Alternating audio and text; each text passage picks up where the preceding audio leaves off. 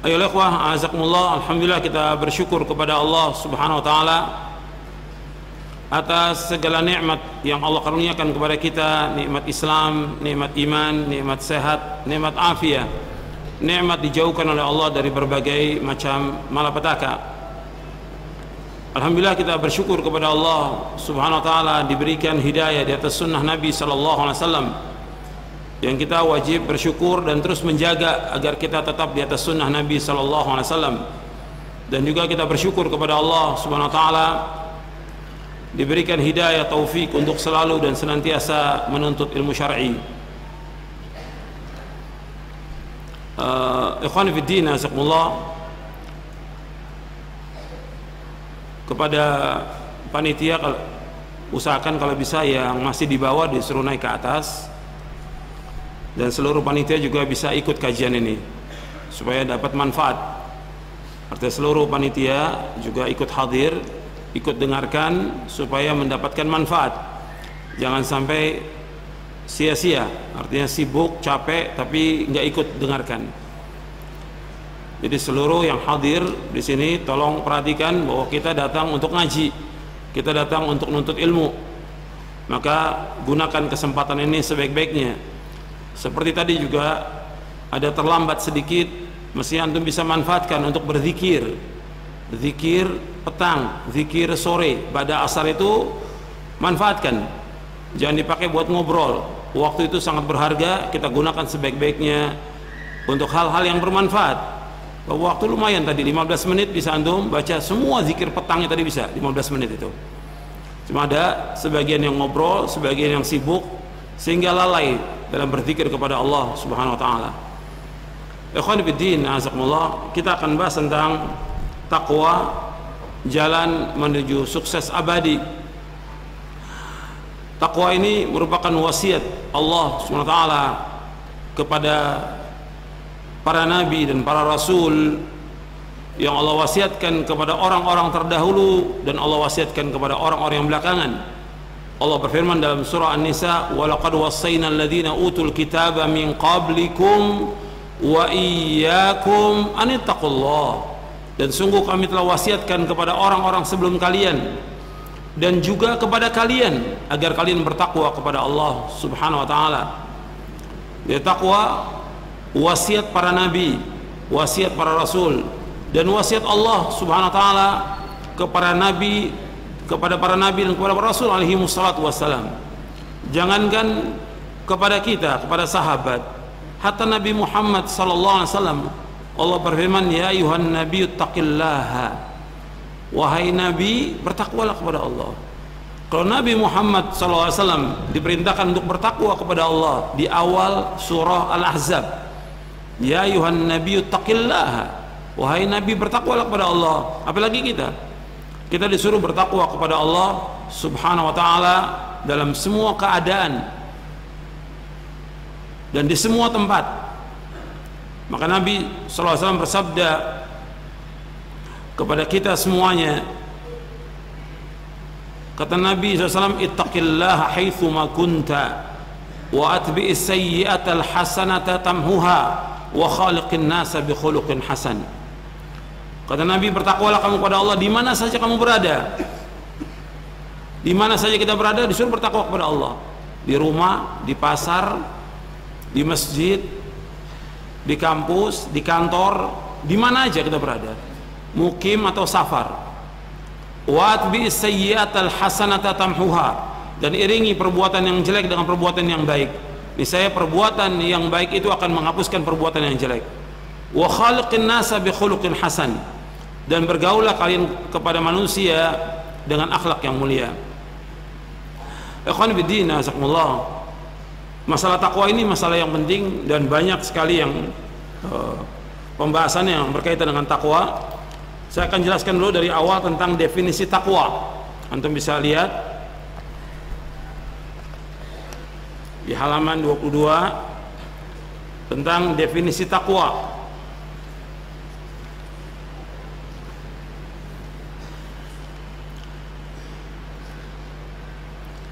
Disebutkan yang dikatakan takwa menurut penjelasan para ulama yaitu takwa itu sebagaimana penjelasan Al-Hafidh Ibn Rajab Al-Hambali dan juga yang lainnya.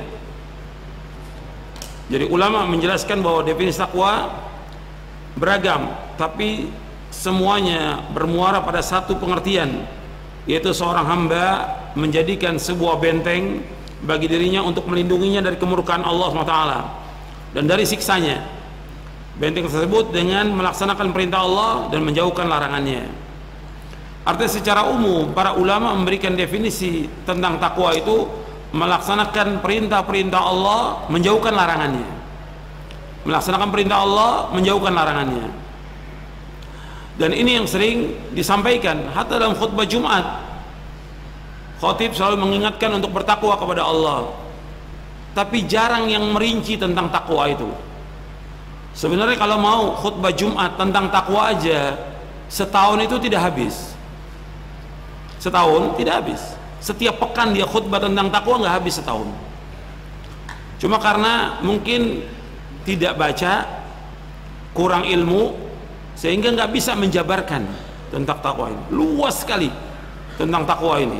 Artinya melaksanakan perintah Allah, menjauhkan larangannya semuanya. Berkaitan tentang tauhid, berkaitan tentang menuntut ilmu, berkaitan melaksanakan sunnah, berkaitan juga berbuat baik pada orang tua dan yang lainnya. Termasuk menjauhkan larangan, menjauhkan syirik, menjauhkan bid'ah, menjauhkan maksiat, menjauhkan durhaka kepada orang tua dan yang lainnya. Luas mana dari takwa ini. Kemudian dikatakan oleh Ibn Rajab bahwa asal mana takwa adalah seorang hamba membuat benteng antara dirinya dengan sesuatu yang ditakuti dan dihindarinya, sehingga takwanya seorang kepada Rabbnya adalah hendaknya membuat satu benteng antara dirinya dengan hal yang ditakutkannya dari Rabbnya berupa kemurkaan, kebencian dan siksaan, di mana benteng itu dapat melindunginya dari hal-hal tersebut, yaitu dengan melaksanakan ketaatan kepada Allah, menjauhi segala bentuk kemaksiatan kepadanya. Di dalam kitabnya Jami' al-Ulum wal Hikam, beliau juga mengatakan lagi, termasuk takwa yang sempurna adalah melaksanakan seluruh kewajiban dan meninggalkan segala bentuk keharaman dan syubhat, lalu disertai dengan melaksanakan amalan sunnah dan meninggalkan yang makruh. Itulah derajat takwa yang sempurna. Ini juga dalam kitabnya Jami' al-Ulum wal Hikam di juz yang pertama. Kalau kita perhatikan ikhwan fillah, jazakumullah, Ibn Rajab juga bahas tentang masalah ini yang berkaitan dengan ilmu. Yang kita cari, yang kita tuntut, yang kita pelajari, ilmu yang bermanfaat. Yang pertama, ilmu yang bermanfaat itu menunjukkan kepada kita tentang tauhid kepada Allah, rububiyah, uluhiyah, asma wa sifat. Kemudian kita tawakal kepada Allah, mengharap hanya kepada Allah, takut hanya kepada Allah, dan yang lainnya, beriman kepada qada dan qadar dan yang lainnya. Ini manfaat dari ilmu yang bermanfaat yang kita pelajari yang pertama. Yang kedua, kata Ibn Rajab Al-Hambali dalam kitabnya Fadlu Ilmi Salaf Al-Khalaf, kata beliau, yaitu kita melaksanakan konsekuensi dari ilmu itu. Yaitu apa? Yaitu kita melaksanakan apa-apa yang dicintai oleh Allah dan kita menjauhkan apa yang dimurkai oleh Allah. Jadi Al-Imam Ibn Rajab Al-Hambali menyebutkan dalam kitabnya Fadlu Ilmi Salaf Al-Khalaf, artinya kita melaksanakan apa-apa yang dicintai oleh Allah dan menjauhkan apa-apa yang dimurkai oleh Allah Subhanahu wa taala. Kemudian sahabat Abdullah bin Mas'ud radhiyallahu an ketika menjelaskan ayat ya ayyuhalladzina amanu taqullaha haqqa tuqatih di dalam surah Ali Imran ayat 102, beliau menjelaskan apa yang dimaksud dengan bertakwa kepada Allah dengan sebenar-benar takwa. Beliau menjelaskan ayyuta'a fala yu'sa wa yudhkara fala yunsa wa yushkara fala yukfar. Hendaknya Allah itu ditaati dan tidak boleh kita bermaksiat kepada Allah. Hendaknya Allah selalu diingat dan tidak boleh dilupakan. Dan hendaknya kita bersyukur kepada Allah dan tidak boleh kita kufur. Ini asar ini sahih diriwayatkan oleh Imam At-Tabrani dalam Mu'jamul Kabir, Al-Hakim, Ibnu Jarir dalam tafsirnya, dan juga Ibnu Katsir. Ini makna dari Ya ayyuhalladzina amanu taqullaha haqqa tuqatih. Kemudian antum perhatikan lagi di halaman 27. Takwa yang hakiki, yang sebenarnya, hendaknya seorang hamba bersungguh-sungguh menjauhi seluruh dosa, yang besar maupun yang kecil, serta bersungguh-sungguh melaksanakan seluruh bentuk ketaatan, baik yang wajib maupun yang sunnah, semampunya, dengan harapan semoga banyaknya ibadah sunnah yang dilakukan dapat menutupi kekurangan yang ada pada saat melakukan kewajiban, dan menjauhi dosa-dosa kecil sebagai benteng yang kuat antara seorang hamba dengan dosa-dosa yang besar. Ini berkaitan tentang takwa dan dijelaskan oleh seorang tabi'i, Talq bin Ali. Beliau menjelaskan, Talq bin Habib, beliau mengatakan apabila terjadi fitnah, antum lihat di halaman 30. Antum lihat halaman 30. Talq bin Habib mengatakan apabila terjadi fitnah, padamkanlah fitnah itu dengan takwa. Orang bertanya, apa yang dimaksud dengan takwa itu? Beliau menjawab, anta'amala bi ta'atillahi ala nuri minallah tarju thawaballah, wa antatruka ma'siyatallahi ala nuri minallahi takhafu iqaballah. Yang dikatakan takwa, engkau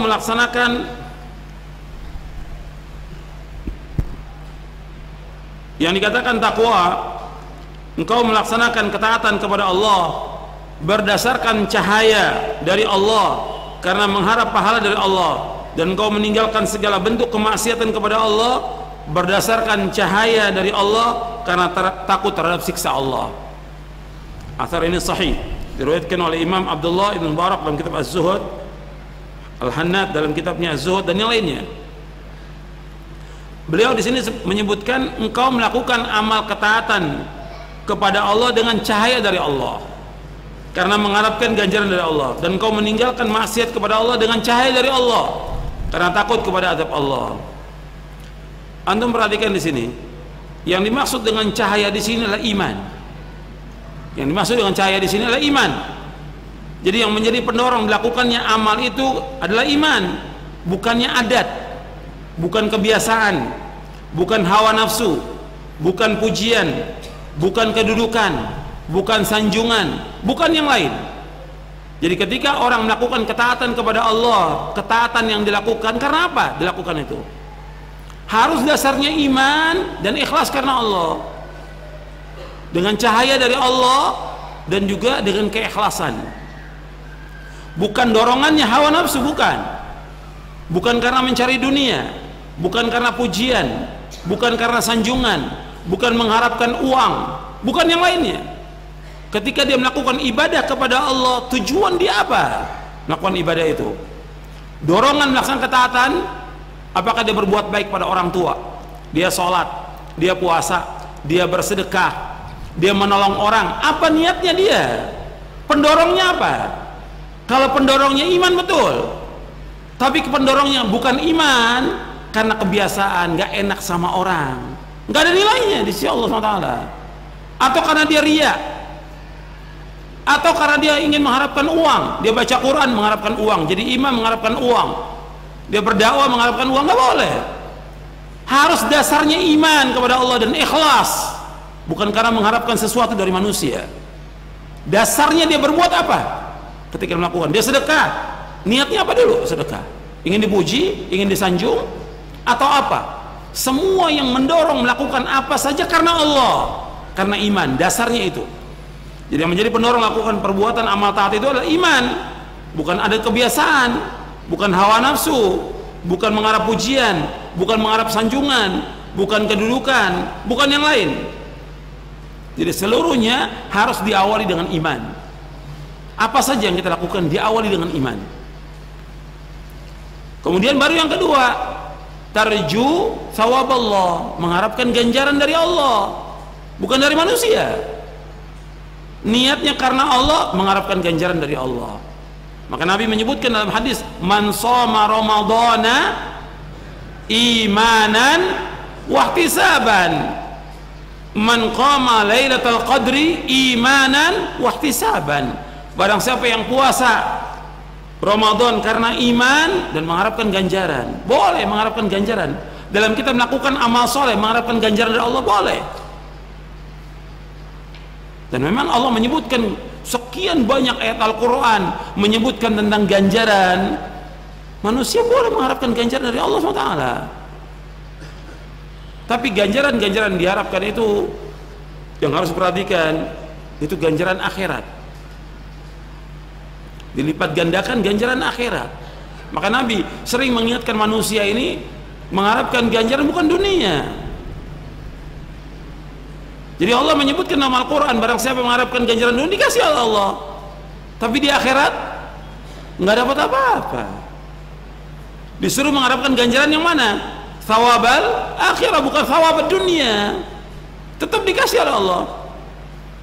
Man kana yuridu thawaban nu'ti minha. Barang siapa mengharapkan ganjaran dunia, kami kasih, kata Allah.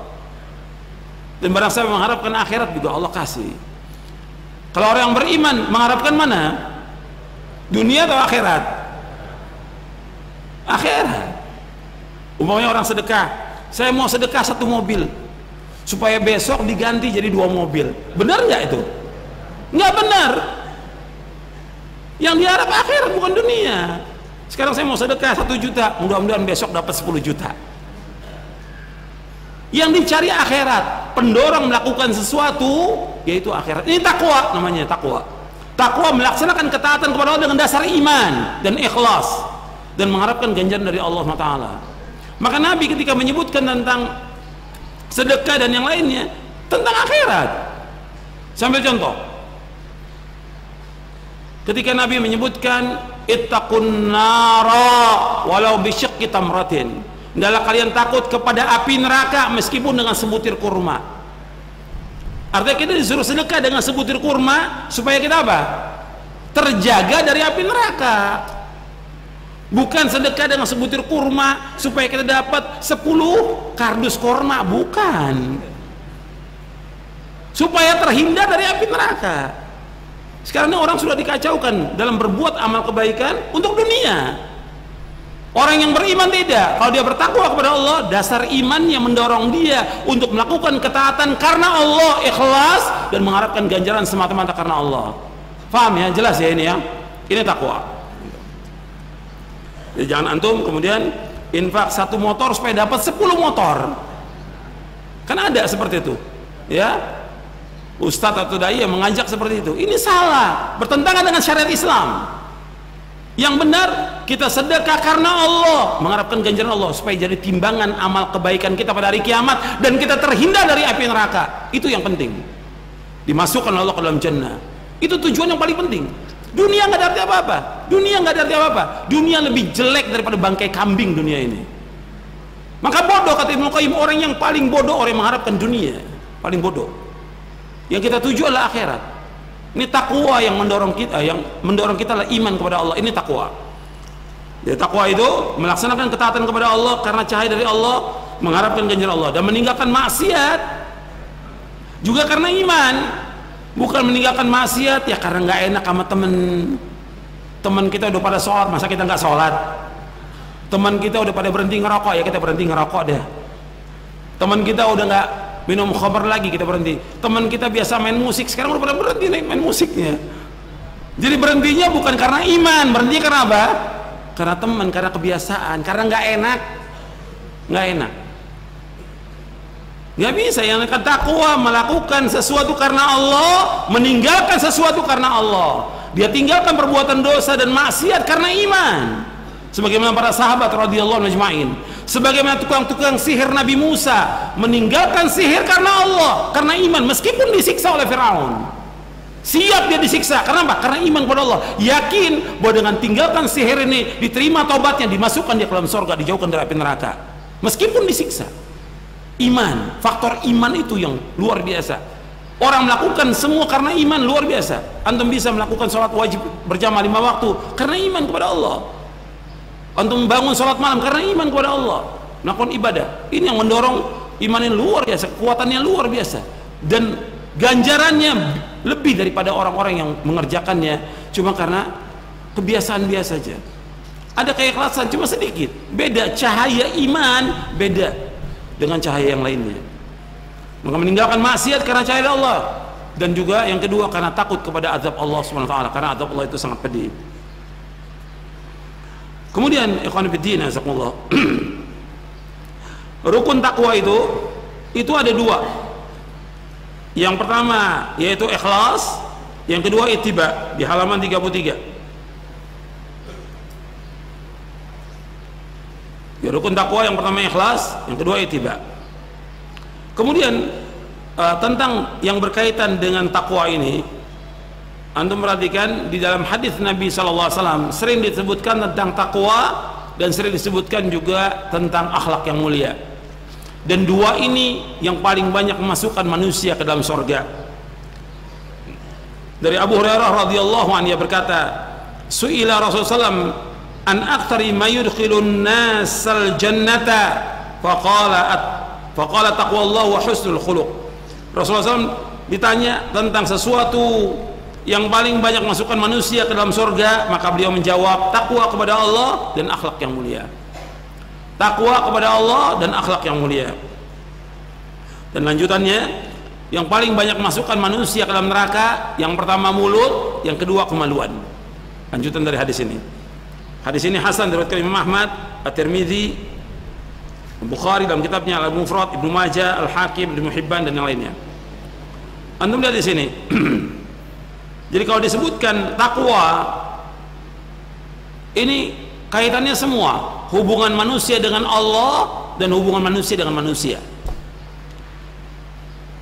Tapi kalau disebutkan takwa dan husnul khuluq, ada dua di sini. Takwa berarti hubungan manusia dengan Allah, husnul khuluq hubungan manusia dengan manusia. Jadi takwa hubungan manusia dengan Allah, sedangkan husnul khuluq hubungan manusia dengan manusia. Tapi kalau hanya disebutkan satu saja tentang takwa, mencakup semuanya. Kalau dalam ayat, dalam hadis disebutkan tentang takwa saja, maksudnya apa? Hubungan manusia dengan Allah dan hubungan manusia dengan manusia. Sama juga dengan akhlak yang mulia. Akhlak yang mulia kalau disebutkan sendiri tentang akhlak yang mulia, berarti hubungan dia dengan Allah dan hubungan dia dengan manusia. Tapi kalau disebutkan bergandengan antara takwa dengan husnul khuluq, berarti takwa hubungan manusia dengan Allah, sedangkan husnul khuluq akhlak yang mulia hubungan manusia dengan manusia. Sama dengan Islam dan iman. Kalau disebutkan dalam satu ayat Islam dan iman, Islam berkaitan dengan amal-amal yang zahir, salat, puasa, zakat, haji.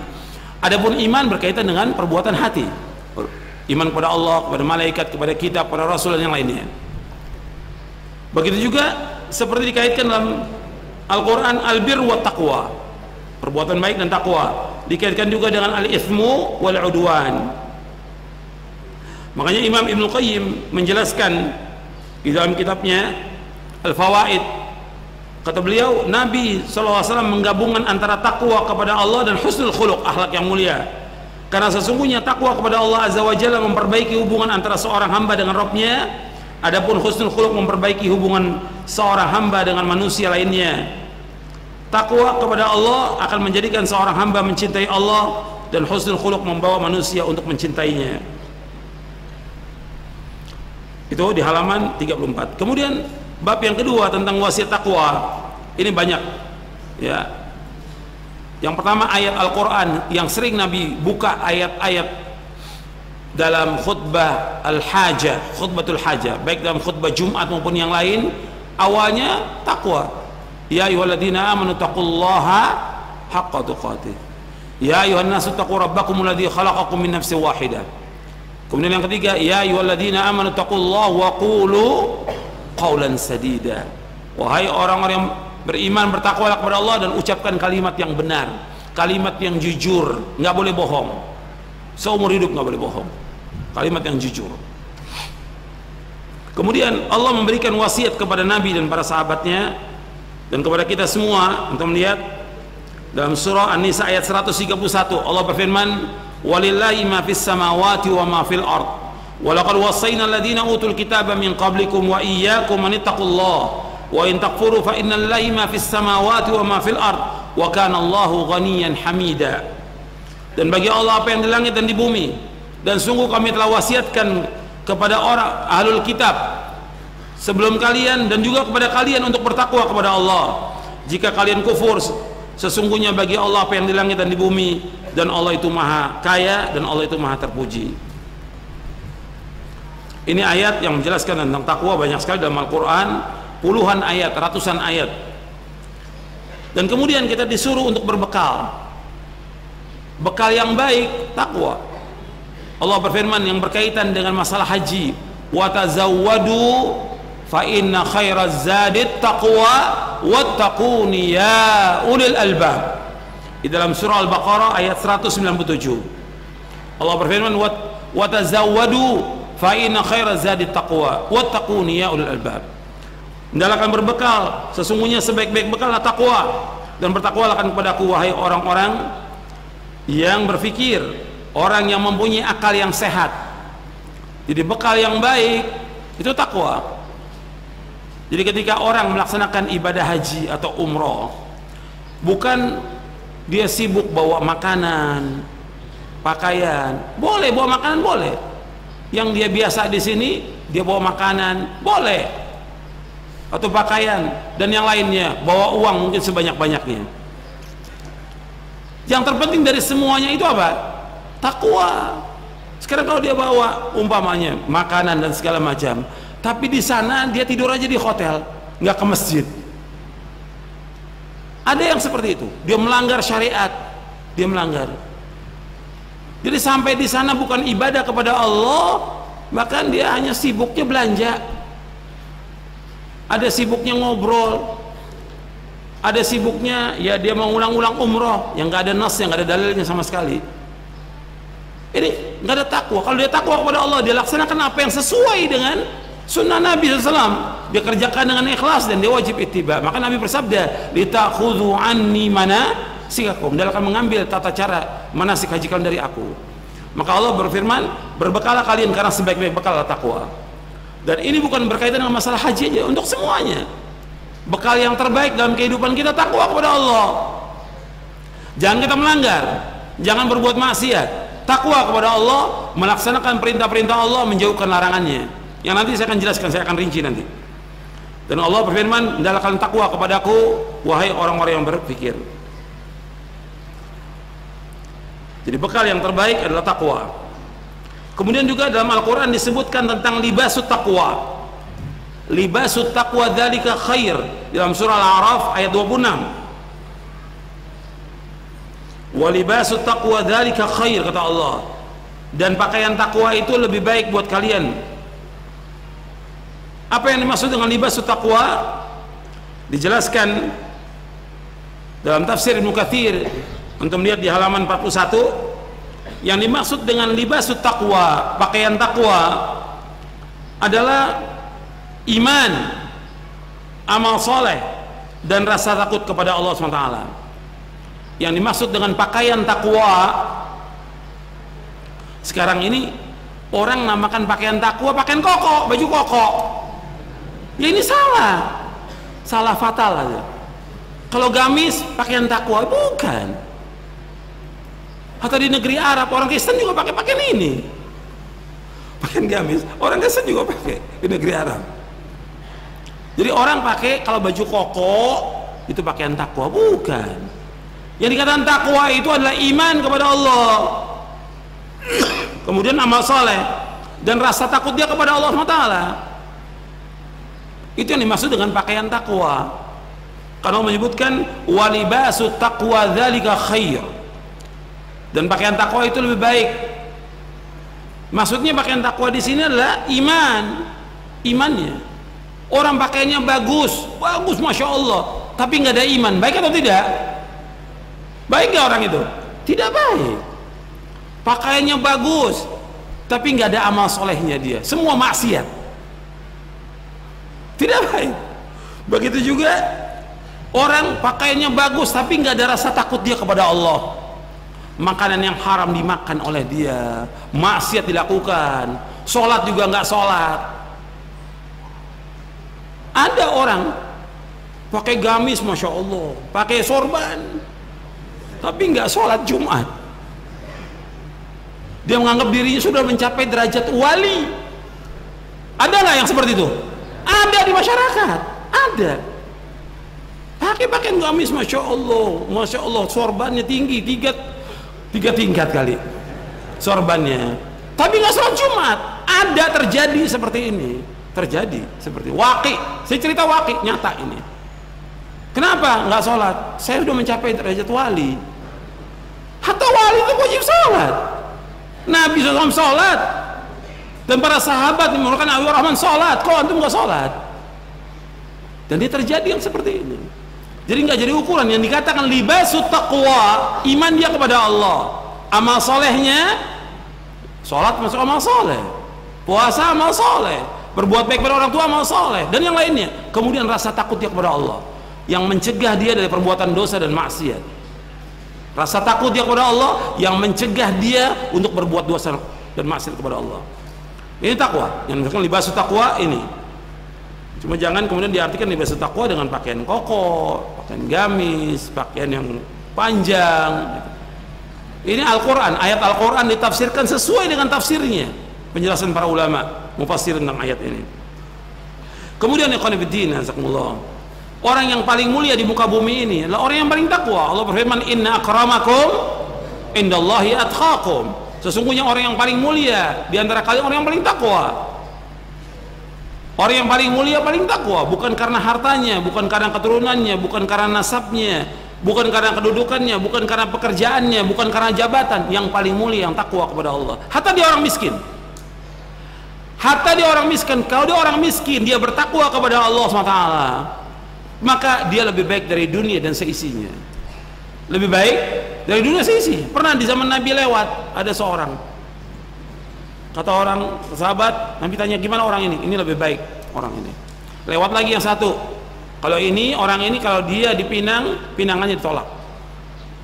Kalau menjadi saksi nggak usah terima saksinya. Apa kata Nabi? Orang miskin ini lebih baik mil al-ard kulluha, lebih baik dari semua isi bumi semuanya. Karena apa? Karena ketakwaan dia kepada Allah. Dan hadis ini sahih. Karena ketakwaan dia kepada Allah. Jadi ketakwaannya dia itu lebih baik dari semua yang ada di muka bumi ini. Meskipun dia miskin, meskipun dia apa-apa, meskipun dia nggak punya apa-apa. Jadi ukuran dalam syariat itu bukan ukurannya dia kaya, jabatan, kedudukan, harta, bukan. Tapi bagaimana takwanya dia kepada Allah, dia lebih mulia daripada yang lain. Inna akramakum indallahi atqakum. Kemudian juga wasiat Nabi SAW kepada umatnya. Di antara wasiat Nabi kepada umatnya ada yang ringkas-ringkas, ya. Di antaranya ada dua yang perlu saya bacakan di sini. Nabi pada waktu Hajjatul Wada, Nabi bersabda, ittaqullaha rabbakum wa sallu khamsakum wa sumu syahrakum wa addu zakata amwalikum wa ati'u dha amrikum tadkhulu jannata rabbikum. Bertakwalah kalian kepada Allah, hendaklah kalian kerjakan salat yang wajib 5 waktu, kerjakan puasa yang wajib di bulan Ramadan, tunaikanlah zakat harta kalian, dan taatilah pemimpin kalian, niscaya kalian akan masuk surga Rabb kalian. Hadis sahih dari Imam Ahmad, Tirmidzi, Ibnu Hibban, dan Hakim, disahihkan oleh Tirmidzi dan Hakim, dan juga oleh Imam Az-Zahabi, dan disahihkan oleh Syekh Al-Albani dalam silsilah hadits as-sahihah. Nabi menyebutkan 5 di sini. Ringan. Kata Nabi, kalau ingin masuk surga, itu perhatikan di sini. Ittaqullaha rabbakum, takwa kepada Allah. Yang kedua, wasallu khamsakum, salat yang 5 waktu. Yang ketiga, wasumu syahrakum, puasa di bulan Ramadan. Ya, sebulan lagi insyaallah bulan Ramadan. Wasumu syahrakum. Yang keempat, wa adu zakata amwalikum, tunaikan zakat harta kalian. Dan yang kelima, wa ati'u dha amrikum, taatilah ulil amri kalian. Tadkhulu jannata rabbikum, maka kalian akan masuk surga Rabb kalian. 5, amal ini mudah, ringan, tidak menyulitkan, tapi membuat manusia masuk surga. Begitu juga Nabi SAW bersabda dalam hadis yang hasan yang diriwayatkan oleh Imam Ahmad, At-Tirmidzi, Ad-Darimi, Al-Hakim dari sahabat Abu Dzar Al-Ghifari, dan juga diriwayatkan oleh Imam Ahmad dan yang lainnya dari sahabat Mu'adz bin Jabal radhiyallahu anhuma. Nabi bersabda, ittaqillaha haitsuma kunta wa atbi'is sayyi'atal hasanata tamhuha wa khaliqin nasa bi khuluqin hasan. Kata Nabi SAW, bertakwalah kalian kepada Allah di mana saja kalian berada, dan iringilah perbuatan yang jelek dengan perbuatan yang baik. Niscaya perbuatan yang baik itu akan menghapuskan perbuatan yang jelek. dan bergaulah kalian dengan manusia dengan akhlak yang mulia. Anda perhatikan di sini disuruh bertakwa oleh Nabi SAW, bertakwa kepada Allah di mana saja, di masjid, di rumah, di pasar, di kantor, di kampus, di mana aja, mukim atau safar. Bahwa ada orang-orang kalau di masjid takwa dia kepada Allah, di masjid. Kalau di kantor, barang kantor diambilin, ini korupsi, ini nggak takwa kepada Allah. Kalau di masjid takwa kepada Allah, di kampus pacaran, nggak boleh, hukumnya haram pacaran. Di masjid masya Allah takwa, begitu keluar dari masjid maksiat lagi. Kemudian di pasar gitu juga, nipu orang, bohongin orang. Kalau di masjid masya Allah, ya pokoknya kita lihat kalau di masjid udah orang bertakwa sudah, pakai sarung, pakai pici, masya Allah, zikir. Sampai di pasar tukang bohongin orang. Kalau di masjid takwa kepada Allah, kalau di rumah ribut mulu sama istrinya, ini nggak takwa kepada Allah. Ini istrinya selalu disalahin terus, kadang-kadang dipukul istrinya, ini nggak takwa kepada Allah. Kata Nabi, taqullaha fin nisa, kata Nabi, takwa kepada Allah tentang wanita. Nggak boleh zalim kepada perempuan, nggak boleh. Fattaqullaha fin nisa, takwa kepada Allah tentang wanita, kata Nabi. Ini tidak. Di masjid masya Allah luar biasa deh, nyatot, buka kitab, sampai di rumah istrinya dipukulin terus setiap hari. La haula wala quwata illa billah. Nggak takwa dia kepada Allah dan nggak takut kepada Allah. Gimana? Yang perempuan juga begitu, ngaji masya Allah udah. Kalau di masjid masya Allah pakai cadar rapi, di rumah nggak taat sama suaminya. Ini nggak takwa kepada Allah. Di rumah nggak taat sama suaminya. Kadang-kadang keluar rumah mau ngaji nggak izin sama suaminya, wajib harus diizin sama suaminya. Nggak bisa dia sembarangan. Diajak temannya keluar, suaminya ada di rumah, puasa sunat aja nggak boleh, harus izin sama suami. Kok dipanggil sama teman-temannya keluar, suaminya ada nggak boleh dia keluar, harus izin. Ini nggak takwa kepada Allah. Takwa kepada Allah dalam semua keadaan dan di mana saja berada, diwajib takwa kepada Allah Taala. Banyak ya, kalau kita lihat banyak orang-orang yang seperti itu, ngaji rajin, masya Allah segala macam, tapi muamalah nggak benar. Kalau utang nggak bayar, ini nggak takwa kepada Allah. Utang bayar, takwa kepada Allah, takut kepada Allah. Kita janji sama orang harus penuhi janji ini. Allah yang memerintahkan, dan Allah berfirman, wa aufu bil ahdi innal ahda kana mas'ula. Penuhnya janji, janji itu akan dituntut oleh Allah sampai hari kiamat nanti. Antum janji bayar. Ini takwa kepada Allah. Jadi takwa ini semua kaitannya, semua. Jadi bertakwa kepada Allah di mana saja kita berada, di mana aja kita berada, wajib bertakwa kepada Allah. Wa bi sayyi'atal hasanata tamhuha. Nah, saya ingatkan lagi, ada juga orang yang dia ngaji, masya Allah rapi pakaiannya, yang perempuan nih, sampai pakai cadar. Karena dia masih kerja pakai celana panjang, pakai baju pendek. Ini nggak boleh, haram hukumnya menurut syariat.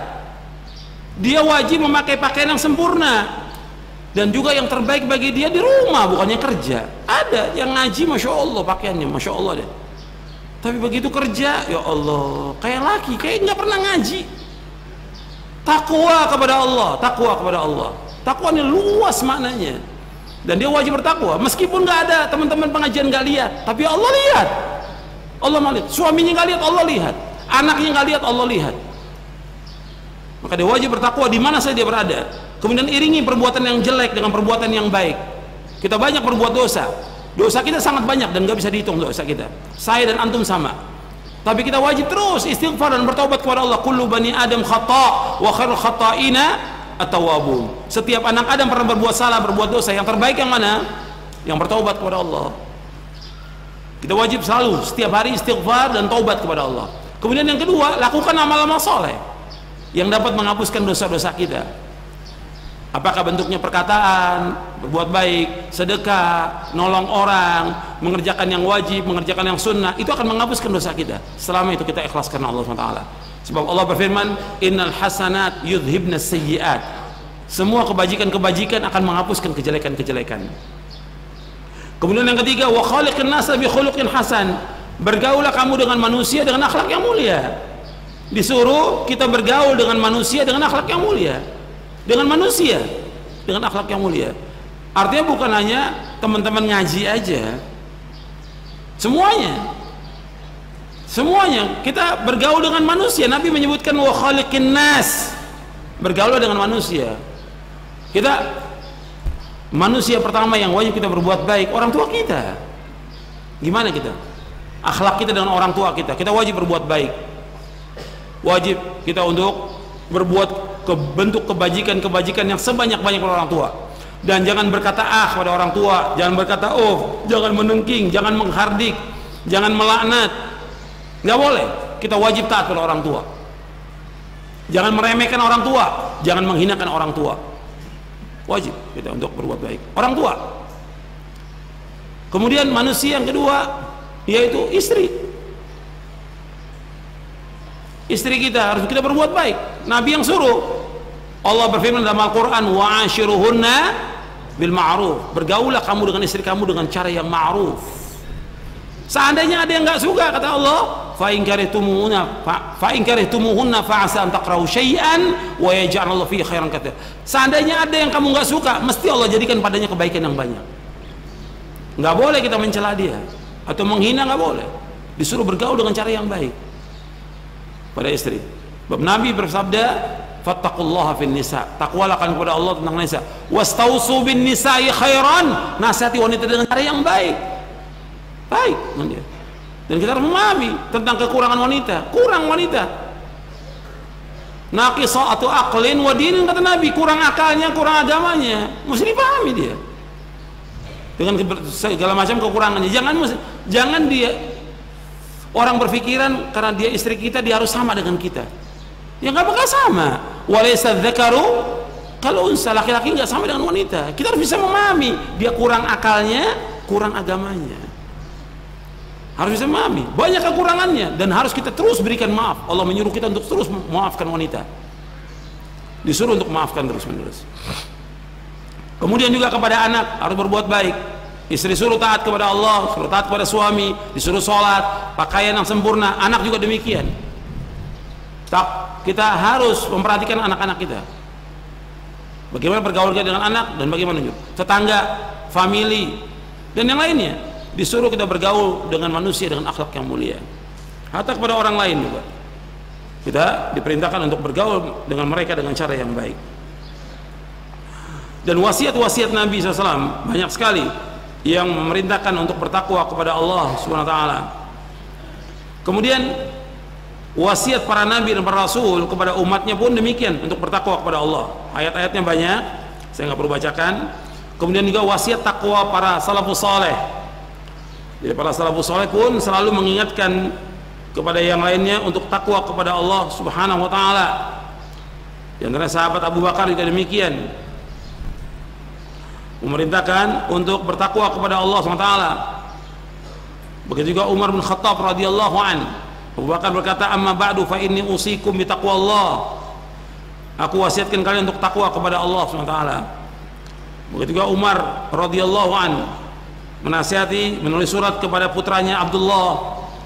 Umar berkata, fa inni usika bi taqwallah azza wa jal fa innahu man ittaqahu waqah wa man aqradahu jazah wa man syaqarahu zadah waj'al taqwa nusba 'ainaika wa jalaa qalbika. Kata Umar bin Khattab radhiyallahu anhu, aku wasiatkan kepada kalian, aku wasiatkan kepadamu agar bertakwa kepada Allah.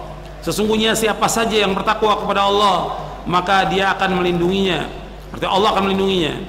Barang siapa yang membelanjakan hartanya di jalan Allah, pasti Allah akan membalasnya. Dan barang siapa yang bersyukur kepada Allah, Allah akan menambah karunia kepadanya.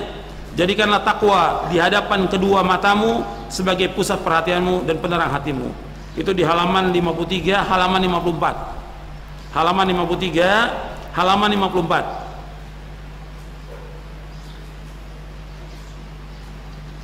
Kemudian Khalifah Umar bin Abdul Aziz pernah menulis surat kepada seorang yang isinya, aku berwasiat kepadamu agar bertakwa kepada Allah, di mana Allah tidak menerima selain takwa. Allah tidak akan menyayangi selain orang-orang yang bertakwa. Allah tidak akan memberikan pahala selain amal yang dikerjakan dengan landasan takwa.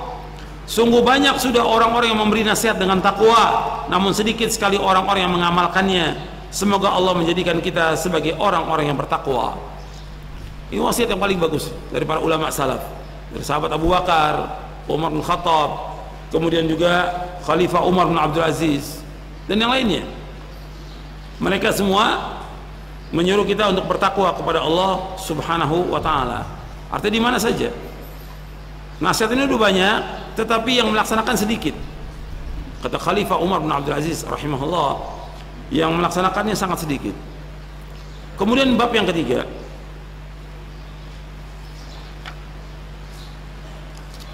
ini sebelum saya masuk bab ketiga, dari wasiat Umar bin Abdul Aziz mengatakan banyak orang yang berwasiat dengan takwa tapi sedikit yang mengamalkan. Khatib-khatib setiap Jumat wasiatnya apa? Takwa. Di semua tempat, di semua mimbar nasihatnya apa? Takwa. Tapi setelah turun dari mimbar melakukan perbuatan apa? Bid'ah, nggak takwa kepada Allah dia. Kemudian mengajak orang juga untuk berbuat syirik kepada Allah, masih percaya kepada dukun, kepada jimat-jimat, nggak takwa kepada Allah. Dia wasiatkan orang untuk takwa, tapi dia nggak laksanakan takwa itu. Ya kalau dia nasihatin orang untuk takwa, pertama kali yang dikatakan takwa mentauhidkan Allah, menjauhkan syirik. Yang kedua melaksanakan sunnah, menjauhkan bid'ah. Itu takwa, dan itu yang dilaksanakan oleh Rasulullah SAW dan para sahabatnya radhiyallahu anhum ajma'in. Kemudian bab yang ketiga, di mana letak takwa?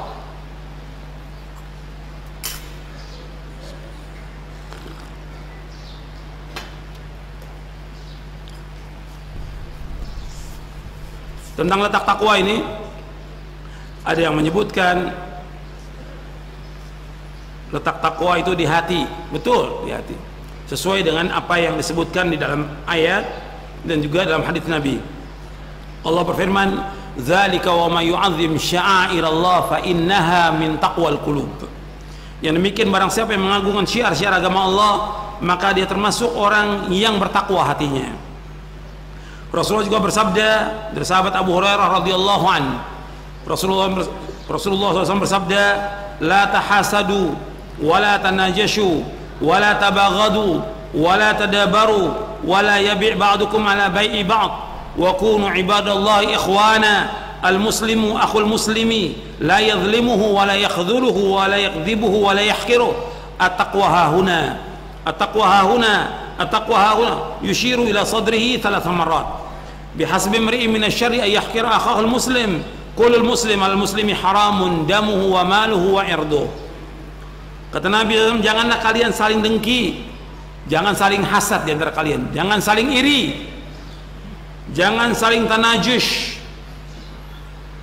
Itu jangan saling tanajus, artinya berbuat najas, menawarkan barang dengan harga tinggi supaya orang membelinya, padahal harga barang itu murah, tapi sengaja orang menawarkan supaya orang beli barang itu. Jadi ada 2 orang, dia punya barang dagangan, terus yang satu temannya, ada orang beli, ini barang harganya 100, ditawar sama temannya 300, supaya orang lain yang mau beli, oh kalau gitu saya beli 100 aja, ini nawar 300. Jadi ini tanajus, gak boleh. Itu banyak orang sengaja ditawar tinggi supaya menipu orang muslim yang lainnya supaya mau beli. Ini tanajus, gak boleh. Wala tabaghadu, dan tidak boleh kalian saling membenci. Wala tadabaru, dan tidak boleh kalian saling membelakangi. Wala yabi ba'dukum ala bai'i ba'd, tidak boleh seorang dia menjual atas jualan saudaranya. Artinya orang kalau sedang menjual, nggak boleh orang lain masuk.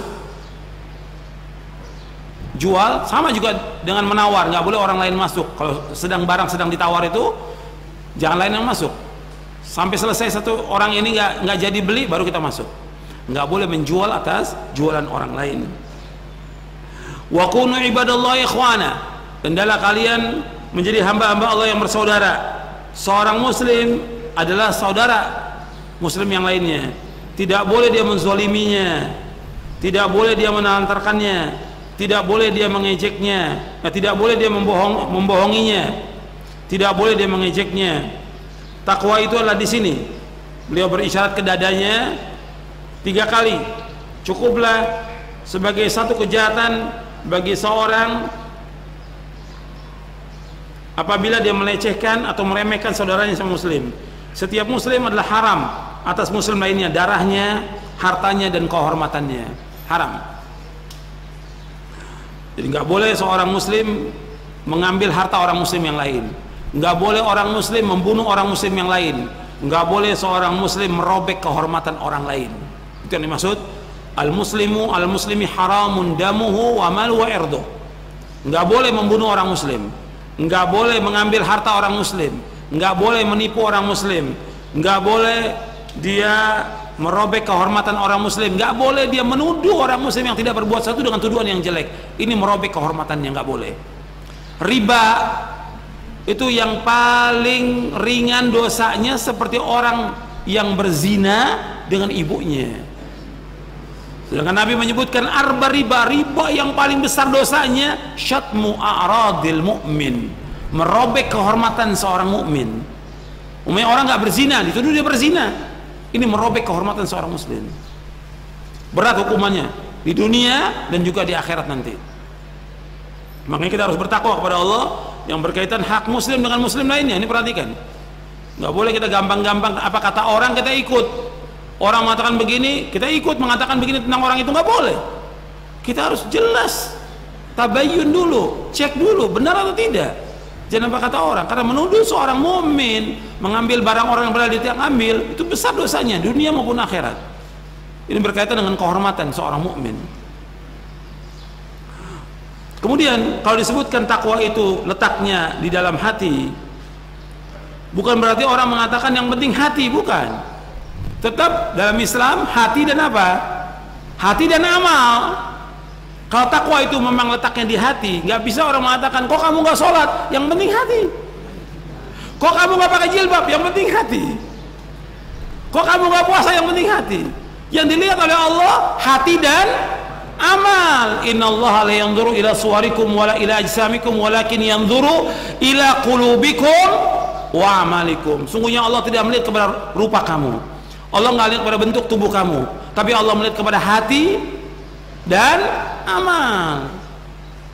Nah, kalau di masyarakat, kalau disuruh pakai jilbab, yang penting hati. Disuruh sholat, yang penting hati.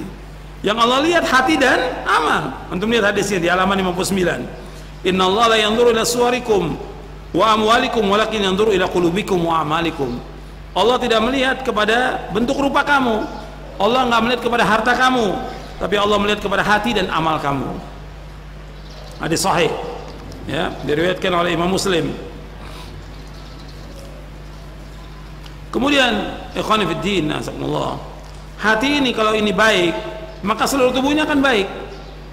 Kalau hati ini baik, seluruh tubuh ini akan baik.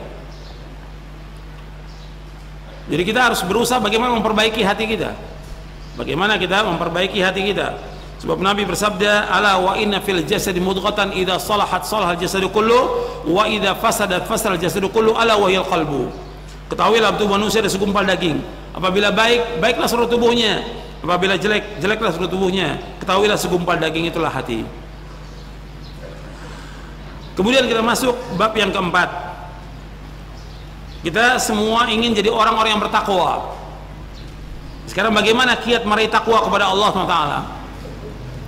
Yang pertama, mempelajari ilmu agama. Kita harus belajar thalabul ilmi. Sebab nggak mungkin kita akan bisa mencapai takwa tanpa menuntut ilmu. Makanya kepada semuanya wajib. Thalabul ilmi faridatun ala kulli muslimin. Menuntut ilmu itu wajib atas muslim. Apakah dia sebagai bapak, sebagai anak, sebagai suami, sebagai istri, sebagai pejabat, sebagai atasan, bawahan, pegawai, dia sebagai imam, sebagai dai, tetap semuanya wajib thalabul ilmi. Wajib. Jadi harus menuntut ilmu syar'i semuanya. Atau dia sebagai dosen, profesor, doktor, tetap wajib menuntut ilmu syar'i. Karena ilmu yang dituntut oleh dia, ilmu yang sifatnya kifayah, apakah tentang teknologi, apakah tentang kedokteran atau yang lain, mereka semuanya wajib menuntut ilmu syar'i. Sebab di antara mereka ini hanya tahu ilmu-ilmu yang duniawi yang sedikit saja, tapi akhirat sama sekali nggak tahu mereka. Allah sebutkan dalam surah Ar-Rum, surah 30 ayat 7, antum lihat di halaman 66. Ya'lamuna dhahira minal hayatid dunya wa hum 'anil akhirati hum ghafilun.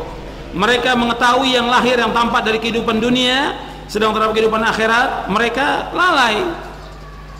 Kata Imam Hasan Al-Basri, demi Allah, sampai-sampai salah seorang dari mereka membalik-balikan dirham di atas kukunya, lantas mengabarkan berat timbangan kepada kamu, namun mereka tidak benar dalam sholatnya. Dalam tafsir Ibnu Katsir, antum lihat, ya, ada profesor, doktor, sudah berani lagi khutbah Jumat. Ilmunya ilmu pengetahuan umum yang dia tahu, tetapi disuruh sholat nggak tahu dia. Imam Hasan Al-Basri mengatakan kalau dulu mata uang itu dinar itu mata uang emas, dirham mata uang perak, ditaruh di kukunya, tahu dia timbangannya berapa gram, 1 atau 10 ditumbuk, tahu dia berapa gram. Tapi suruh sholat nggak tahu bagaimana cara sholat. Suruh wudhu nggak tahu wudhu itu gimana. Ya sering saya contohkan, wudhu begini, ya, ngusap kepalanya seperti ini. Orang ngusap kepala kan dari depan sampai belakang, dikembalikan lagi ke depan, masukkan telinga. Ini enggak, sampai sini aja, nggak tahu. Cara wudhu nggak tahu, cara sholat nggak tahu. Tapi dunia tahu dia, soal hitungan segala macam tahu. Sekarang banyak yang seperti itu, ya, tahu tentang politik luar biasa, suruh sholat nggak ngerti. Ya, politik tahu, soal sholat nggak tahu dia. Ini ya'lamuna dhahiran minal hayati dunya wa hum 'anil akhirati hum ghafilun. Kemudian yang kedua, untuk mencapai takwa, ini yang pertama ya, nuntut ilmu. Dan nuntut ilmu ini panjang waktunya, lama waktunya sampai kita diwafatkan oleh Allah. Nggak bisa sebentar. Nuntut ilmu nggak bisa di kursus, nggak bisa. Jadi terus kita nuntut ilmu sampai kita diwafatkan oleh Allah. Dan orang kalau sudah terus belajar nuntut ilmu, belajar ilmu syar'i, akan mendapatkan kenikmatan dan kelezatan yang luar biasa. Lebih dari kelezatan makan, lebih dari kelezatan minum, dan lebih dari kelezatan bersetubuh. Seperti dijelaskan oleh Imam Ibnu Qayyim dalam kitabnya Miftah Daris Sa'adah. Jadi nuntut ilmu nikmatnya luar biasa, lebih dari semua kenikmatan nuntut ilmu ini. Kemudian yang kedua, yaitu sungguh-sungguh bertakwa kepada Allah. Kalau kita ingin mencapai takwa, ya kita harus sungguh-sungguh berusaha bagaimana supaya kita bisa bertakwa kepada Allah.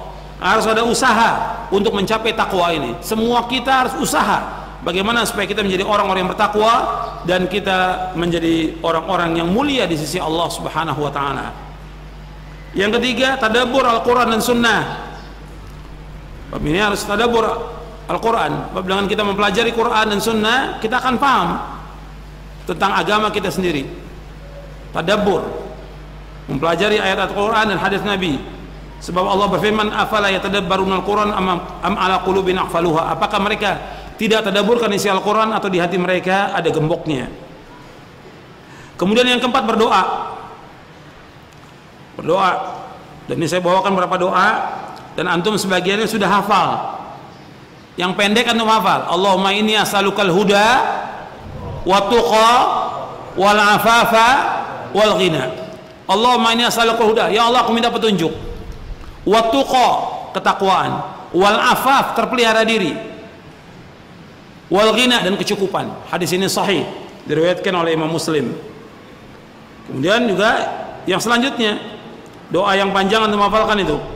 Allahumma inni a'udzubika minal ajzi wal kasal wal jubni wal bukhli wal haram wa adzabil qabr. Allahumma ati nafsi taqwaha wa zakkiha anta khairu man zakkaha anta waliyuha wa maulaha. Allahumma inni a'udzubika min ilmin la yanfa' wa min qalbin la yakhsha' wa min nafsin la tashba' wa min da'watin la yustajabu laha. Ya Allah, aku berlindung pada Engkau dari kelemahan, kemalasan, sifat pengecut, kekikiran, pikun dan azab kubur. Ya Allah, karuniakanlah kepada hatiku ketakwaannya dan sucikanlah hatiku. Sungguh Engkaulah yang terbaik yang mensucikannya. Engkaulah penolong dan Engkaulah penguasanya. Ya Allah, sungguhnya aku berlindung padamu dari ilmu yang tidak bermanfaat, dari hati yang tidak khusyuk, dari nafsu yang tidak pernah puas, dan doa yang tidak dikabulkan.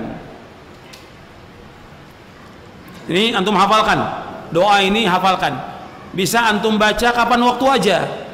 Ini bisa dibaca, Allahumma inni as'alukal huda wat tuqa wal afafa wal ghina. Antum bisa baca dalam sujud. Bisa dibaca dalam sujud. Setiap sujud antum bisa baca ini. Sama seperti antum bisa baca ya muqallibal qulub tsabit qalbi ala dinik. Antum baca dalam sujud. Setelah kita baca subhana rabbil a'la, subhana rabbil atau subhanakallahumma rabbana wa bihamdika allahumma ighfir, kita ulang-ulang, kemudian kita baca doa ini. Atau antara adzan dan qomat, karena doa antara adzan dan qomat makbul. Dan ini juga baca nih di yang panjang, antum hafalkan. Kemudian yang kelima, untuk mencapai takwa, berteman dengan orang-orang yang bertakwa. Karena apa? Teman itu punya pengaruh dalam kehidupan kita. Bab kata Nabi, ar-rajulu ala dini khalili falyanzur ahadukum man yukhalil. Seseorang tergantung dari temannya, agama temannya, maka adalah diperhatikan kepada siapa dia berteman. Hadis hasan riwayat Imam Ahmad dan Abu Daud. Jadi kita harus mencari teman yang soleh, yang baik. Jangan sekali kita mengatakan ya kita berteman dengan siapa saja. Jangan. Karena apa? Hati kita lemah. Dan manusia diciptakan oleh Allah kuat atau lemah? Lemah. Wa khuliqal insanu dha'ifa. Diciptakan manusia lemah kata Allah. Kalau lemah, maka jangan kemudian kita bergaul dengan teman-teman yang tidak baik. Hati kita lemah, kita akan ikut perbuatan maksiatnya dia. Maka cari teman-teman yang soleh, cari teman-teman yang baik, cari teman-teman yang bertakwa, baik yang ikhwan maupun akhwat, cari yang baik supaya kita terbimbing ke jalan yang benar. Yang keenam, menjauhi perbuatan dosa dan maksiat. Bab dosa dan maksiat ini perbuatan yang wajib dijauhkan sejauh-jauhnya. Bab dia akan mengotori hati, merusak keimanan, merusak ketakwaan, merusak akal, merusak agama, merusak rumah tangga, merusak dunia dan akhirat. Perbuatan dosa dan maksiat. Antum bisa baca tentang akibat dosa dan maksiat dalam bukunya Ibnu Qayyim rahimahullah, Ad-Da' wa Dawa, dan sudah ada terjemahannya. Penyakit dan obatnya antum baca, bagus sekali buku itu. Antum baca dari awal sampai akhir. Ad-Da' wa Dawa, penyakit dan obatnya, sudah diterjemahkan dalam bahasa Indonesia. Antum baca. Bab maksiat kalau kita lihat sekarang ini dianggap remeh oleh manusia, nggak ada harganya. Banyak orang-orang yang berbuat syirik, berbuat bid'ah, riba, masih dengarkan musik, masih dengarkan lagu, sudah jelas itu haram. Masih juga sogok menyogok dan yang lainnya. Banyak perbuatan haram yang masih dilakukan oleh manusia padahal dia sudah ngaji. Mesti ditinggalkan maksiat itu. Antum kerja di tempat yang riba, tinggalkan. Takwa kepada Allah. Yakin kalau kita takwa kepada Allah, pasti Allah akan memberikan rezeki. Allah berfirman, "Wa may yattaqillaha yaj'al lahu makhraja wa yarzuqhu min haitsu la yahtasib." Barang siapa yang bertakwa kepada Allah, dibukakan jalan keluar oleh Allah, diberikan rezeki dari arah yang tidak diduga. Antum kerja di tempat yang haram, kerja di tempat riba, tinggalkan. Tinggalkan, takwa kepada Allah, jangan tetap di tempat riba. Sudah jelas tempat ini riba, haram, kok masih kerja di tempat itu? Takwa kepada Allah dengan apa? Takwanya dengan meninggalkan tempat itu. Bukan takwa kan kita juga kerja di tempat riba juga kita bertakwa kepada Allah. Kita masih pakai jenggot, kita sholat 5 waktu. Bukan itunya, muamalahnya riba, haram, nggak boleh masuk ke mulut kita dan anak kita dan istri kita. Yang haram itu harus tinggalkan semuanya. Takwa kepada Allah. Ini dibahas oleh Syekh Utsaimin rahimahullah, penjelasan tentang ini. Tinggalkan semua itu. Memang waktu kita tinggalkan rasanya berat, belum ada apa-apa, tapi kita yakin, kita iman. Allah berfirman, "Wa may yattaqillaha yaj'al lahu makhraja." Barang siapa takwa kepada Allah, dibukakan jalan keluar oleh Allah. Wa yarzuqhu min haitsu la yahtasib. Diberikan rezeki dari arah yang tidak duga-duga. Pasti akan diberikan rezeki oleh Allah, pasti itu. Masa dasarnya iman. Jangan tetap di tempat maksiat kita kerja, jangan. Tinggalkan yang maksiat itu. Itu nasihatnya para ulama. Maka takwa. Jadi awalnya itu harus lihat ya. Kita tuh awalnya dasarnya iman dulu. Iman. Kalau ini jelas maksiat, jangan kita anggap remeh. Banyak sekali orang menganggap remeh perbuatan dosa dan maksiat sekarang ini. Dosa itu punya pengaruh kepada hati, kepada akal, kepada agama kita. Dan kita disuruh oleh Allah untuk menjauhkan semua perbuatan yang dilarang. In tajtanibu kaba'ira ma tunhauna anhu nukaffir ankum sayyi'atikum wa nudkhilkum mudkhalan karima. Jika kalian menjauhkan perbuatan dosa-dosa besar, yang dilarang mengerjakannya, niscaya kami hapus kesalahan-kesalahan kalian dan kami akan masukkan kalian ke tempat yang mulia, yaitu surga. Kemudian yang ketujuh, selalu merasa diawasi oleh Allah. Kita ini harus selalu merasa diawasi oleh Allah. Muraqabah, merasa diawasi. Nanti saya akan sebutkan tentang ciri-ciri orang yang bertakwa kalau masih cukup waktunya.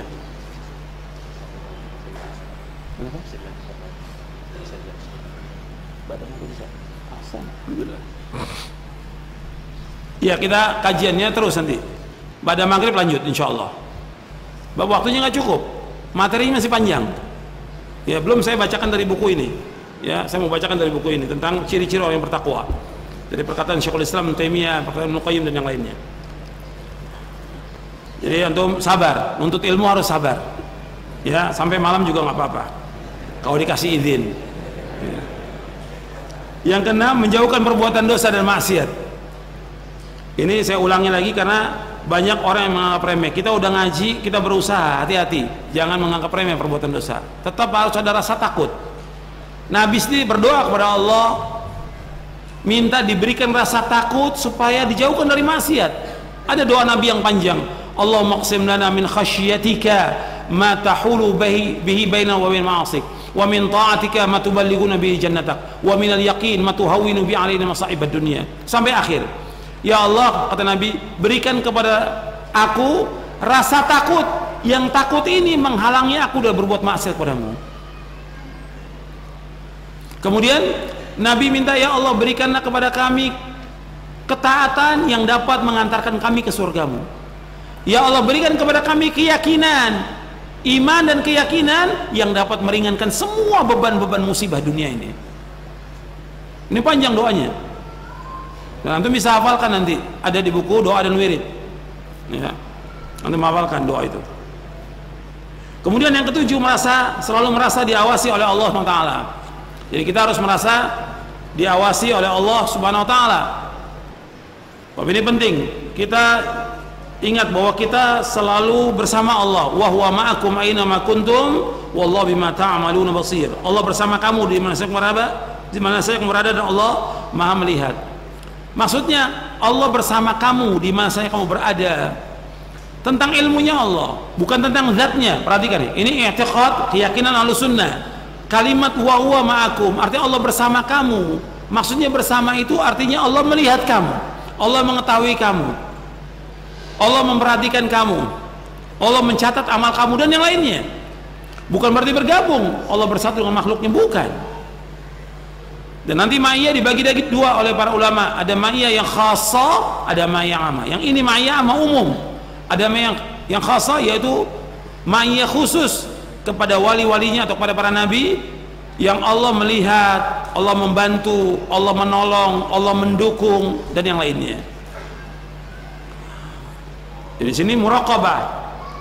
Jadi Allah senantiasa mengawasi kalian, menyaksikan amal perbuatan kalian di mana saja kalian berada. Kemudian yang kedelapan, mengetahui perangkap dan jebakan syaitan serta waspada terhadap waswas yang dihembuskannya. Jadi kita harus mengetahui perangkap dan jebakan syaitan. Ini perangkap dan jebakan syaitan ini banyak sekali. Antum perhatikan, Ibnu Qayyim menjelaskan bahwa setan berdiri di hadapan orang beriman pada 6 jalan. Antum lihat halaman 73. Di halaman 73.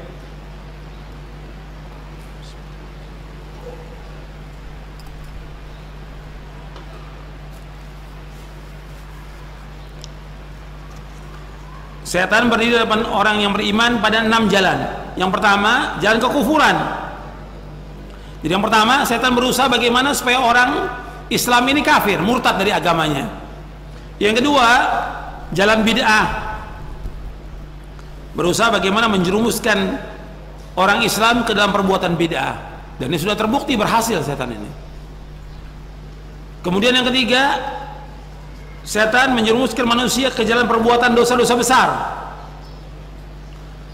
Dan ini juga terbukti banyak umat Islam melakukan perbuatan dosa-dosa besar.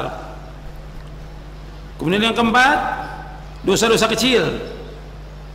Apabila selamat, setan berdiri di jalan melakukan hal-hal yang mubah, sehingga membuatnya sibuk dari berbagai ketaatan. Jadi tadinya kufur, syirik, kemurtatan, yang kedua jalan bid'ah, yang ketiga dosa-dosa besar, apa aja bentuknya, ya, dosa besar. Apakah durhaka pada orang tua, apakah riba, apa minum khamar, narkoba, zina, liwat, homo, atau yang lainnya, dosa besar pokoknya, mengambil hak orang lain. Kemudian setelah itu melakukan dosa-dosa kecil. Kemudian yang kelima, melakukan hal-hal yang mubah, yang manusia lalai dari ketaatan kepada Allah. Hal-hal yang mubah banyak sekali, kayak orang berbicara dengan orang lain, ngobrol, asalnya mubah, tapi hari melalaikan dari ketaatan kepada Allah. Atau permainan yang jelas halal, permainan itu bukan yang haram, halal, bisa lalai manusia dari taat kepada Allah SWT. Dan ini banyak terjadi gitu. Banyak terjadi. Seperti orang menggunakan HP, mubah, boleh aja gunakan, apalagi sebagai kebutuhan, tapi habis waktu. Kadang-kadang orang ngobrol terus, SMS terus menerus, gak ada habisnya. Bahkan kadang-kadang juga sampai kepada perbuatan dosa. Waktu antum perhatikan, waktu ini berharga. Kadang-kadang buat HP aja berapa jam, internet berapa jam itu, Facebookan berapa jam, belum yang lain lagi. Yang tadinya mubah, larinya jadi kepada yang haram, yang melalaikan dia dari kewajiban kepada Allah Subhanahu wa ta'ala. Kemudian juga kadang-kadang dia disibukkan dengan perbuatan-perbuatan yang tidak penting, yang tidak bermanfaat. Padahal Nabi bersabda SAW, min husni islamil mar'i tarkuhu ma la ya'ni, kebaikan Islam seorang yaitu dia meninggalkan apa yang tidak bermanfaat bagi dia. Dia harus tinggalkan semua yang tidak bermanfaat, dia wajib tinggalkan. Semua yang tidak bermanfaat dia wajib tinggalkan. Makanya setan terus berusaha bagaimana menyesatkan dan menjerumuskan kaum muslimin. Ini diringkas dari kitab Madarijus Salikin. Anda bisa lihat dalam kitab Ibnu Qayyim ini.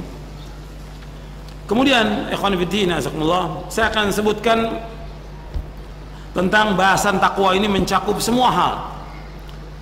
Ya, saya akan sebutkan dari awal. Ya, cakupannya ada 10 poin. Yang pertama, kaitan tentang menuntut ilmu.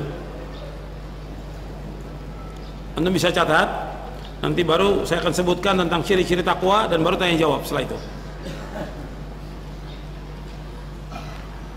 Jadi takwa ini cakupannya banyak, luas gitu. Saya ringkas ada 10 poin dari semua yang banyak ini. Yang pertama, kita takwa kepada Allah dalam hal kita menuntut ilmu. Takwa kepada Allah dalam hal menuntut ilmu, artinya kita ini benar atau tidak menuntut ilmu ini. Banyak orang yang nggak menuntut ilmu. Menuntut ilmu ini wajib atau tidak? Wajib. Menuntut ilmu syar'i, hukumnya wajib, dan kita betul-betul harus menuntut ilmu dan sungguh-sungguh untuk menuntut ilmu.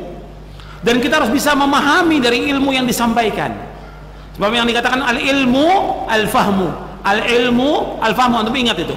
Ilmu itu faham. Bukan sekedar hadir, duduk, bawa kitab, bawa buku, tapi nggak paham. Apalagi ada yang nyatet, Masya Allah penuh bukunya dengan catatan. Ditanya isinya apa, nggak tahu. Rugi. Al-ilmu al-fahmu. Ilmu itu faham. Nabi bersabda, man yuridillahu bi khairan yufaqihu fid din. Barang siapa yang dikehendaki Allah kebaikan padanya, diberikan dia pemahaman tentang agama. Hadis sahih riwayat Bukhari Muslim dari sahabat Muawiyah bin Abi Sufyan radhiyallahu anhuma. Kita ingin jadi orang-orang faham tentang agama. Jadi bukan menuntut ilmu aja, tapi kita betul-betul menuntut ilmu sungguh-sungguh dan kita faham. Kemudian kita bertakwa dalam thalabul ilmi ini untuk diamalkan. Karena ilmu bukan untuk dituntut aja, tapi untuk diamalkan. Makanya Ibnu Mas'ud mengatakan, ta'allamu fa idza 'alimtum fa'malu. Belajar, kalian belajar, kemudian amalkan. Maka yang akan ditanya oleh Allah di antara 4 pertanyaan pada hari kiamat, wa an ilmihi fima fa'ala. Ilmunya diamalkan atau tidak? Diamalkan atau tidak ilmunya? Allah akan tanya kepada kita. Makanya Ibnul Jauzi mengatakan bahwa orang miskin yang paling miskin, dia sibuk menuntut ilmu tapi dia tidak mengamalkannya. Sibuk menuntut ilmu, rajin menuntut ilmu, baik yang ikhwan maupun akhwat, tapi dia nggak amalkan. Rugi. Orang yang paling rugi yang seperti itu. Ini takwa kepada Allah tentang ilmu. Artinya kita wajib menuntut ilmu, sungguh-sungguh menuntut ilmu, kita berusaha untuk memahami dan juga kita berusaha untuk mengamalkan ilmu itu. Yang kedua, takwa kepada Allah tentang waktu dan umur kita. Takwa kepada Allah tentang waktu dan umur kita. Waktu kita semua akan ditanya oleh Allah dan umur kita akan ditanya oleh Allah. Wa an umrihi fi ma afna, kata Nabi.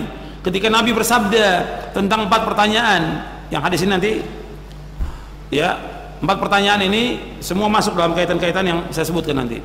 Nabi bersabda dari sahabat Abu Barzah al-Aslami, la tazulu qadama 'abdin yaumal qiyamati hatta yus'al an umri fi ma afna wa an ilmi fi ma fa'ala wa an mali min aina iktasaba wa fi ma anfaqa wa an jismi fi ma abla. Kata Nabi SAW, tidaklah bergeser kedua kaki seorang hamba pada hari kiamat, melainkan Allah akan bertanya tentang 4 perkara.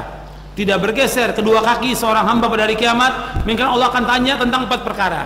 Yang pertama, Allah akan tanya tentang umurnya, dihabiskan untuk apa umurnya. Yang kedua, ilmunya diamalkan atau tidak. Yang ketiga, hartanya dari mana dia peroleh dan kemana dihabiskan. Dan yang keempat, tentang capeknya, lelahnya, letihnya buat apa. Hadis ini sahih, diriwayatkan oleh Imam At-Tirmidzi, dan Tirmidzi berkata hadis ini hasan sahih. 4 pertanyaan. Yang pertama tentang umur, dihabiskan buat apa. Yang kedua, ilmu, diamalkan atau tidak. Yang ketiga, harta, dari mana diperoleh dan kemana dihabiskan. Yang keempat, tentang capek, lelah, letihnya untuk apa. Hadis ini sahih, disahihkan oleh Imam Tirmidzi, dan juga Syekh Albani bawakan dalam silsilah hadis as-sahihah. Jadi umur kita akan ditanya oleh Allah. Waktu kita, sekarang banyak waktu kita yang terbuang. Antum bisa hitung deh. Waktu antum dari mulai pagi sampai sore sampai malam lagi, banyak yang terbuang.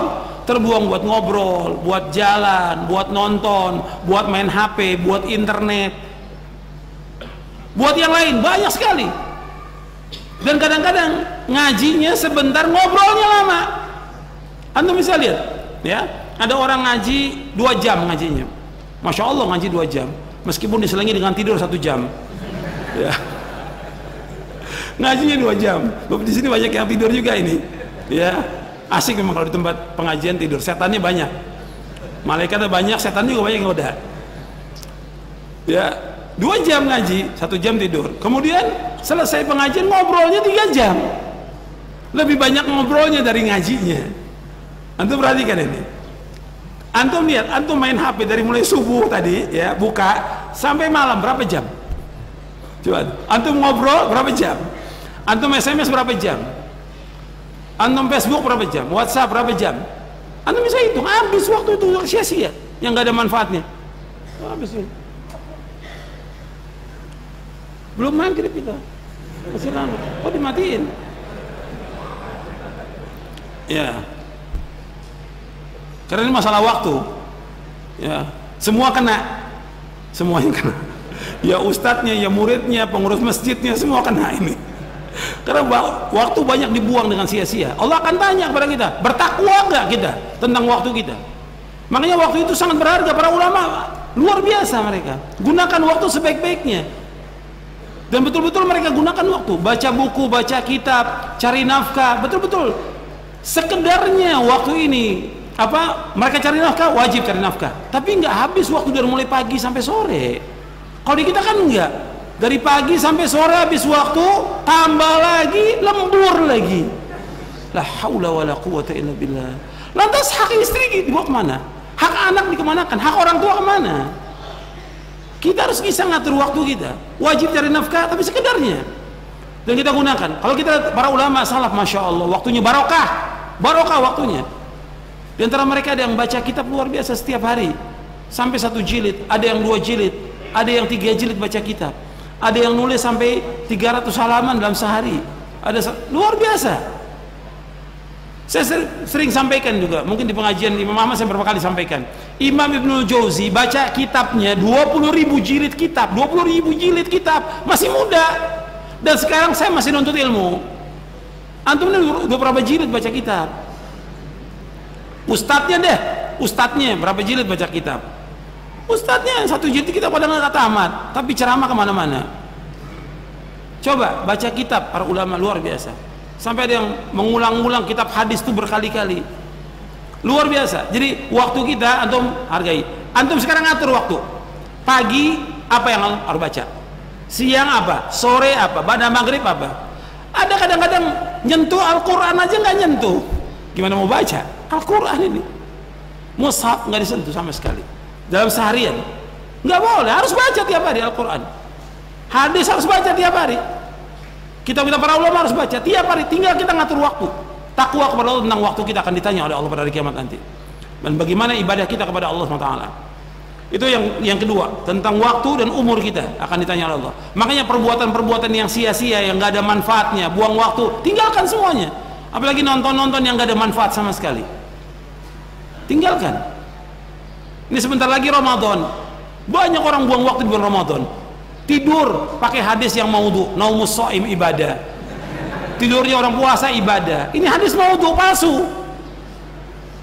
Tidur bukan boleh, nggak boleh tidur, boleh tidur. Tapi baca Al-Quran harus hatam dia. Baca hadis juga, amal juga, ikut ngaji dan segala macam banyak. Tapi enggak. Pagi jalan-jalan, sore ntar ngabuburit, jalan-jalan juga. Habis nonton dan ya segala macam, banyak waktu yang terbuang yang sia-sia dan bahkan berdosa. Allah akan tanya kepada kita tentang waktu kita, akan ditanya oleh Allah pada hari kiamat nanti.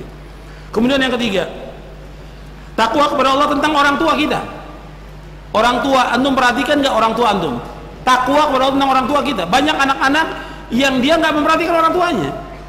Apakah dia remaja, dia pemuda, dia sudah punya istri, dia punya anak, tetap wajib berbuat baik kepada orang tuanya. Nggak ada alasan yang lain, tetap orang tua nomor 1. Hatta anaknya dia 5 atau 10, kita sebagai anak tetap wajib.